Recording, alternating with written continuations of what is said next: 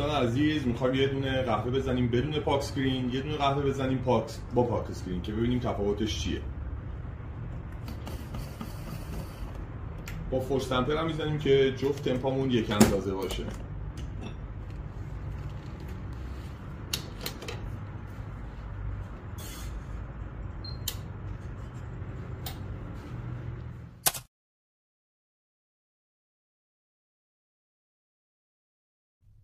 بدون پاک اسکرین یا شاور دستگاهتون قهوه بهش میچسبه و باعث کثیفی شاور میشه و منهای این پورتافیلتری هم که ببینین پورتافیلتر هم کثیف میشه و حتی امکان چنل زدن رو هم داره بدون پاک اسکرین.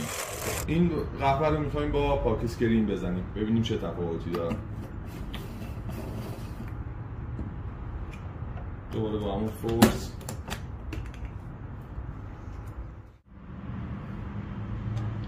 دوستان عزیز فقط دقت کنین که پاک اسکرین که میذارین پاک اسکرین خودش مقداری ضخامت داره. حتما دقت کنین که قهوه رو جوری بریزین که به شاور و خود پاک اسکرین فشار نیاد موقع بستن. یعنی کمتر بریزین؟ دقیقاً. نه اینکه کمتر بریزین، ببینین تو چه سایز و چه سابقه قهوه قرار داره که طعم بهتر و دقیق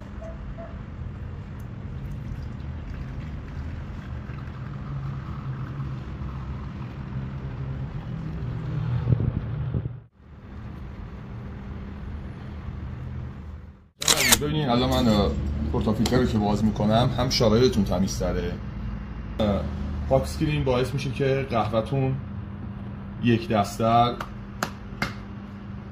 و کیک تورتر در بیاد که طعم بهتری از قهوه رو بهتون.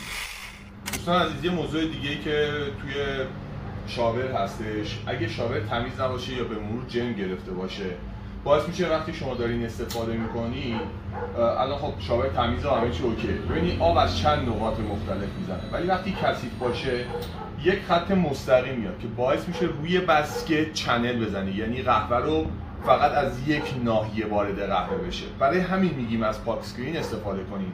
پاک اسکرین حتی اگه اون مشکل وجود داشته باشه که مستقیم میاد، پاک اسکرین کل سطح آبو پخش میکنه و روی کل پورتافیلترتون اون آب میرسه.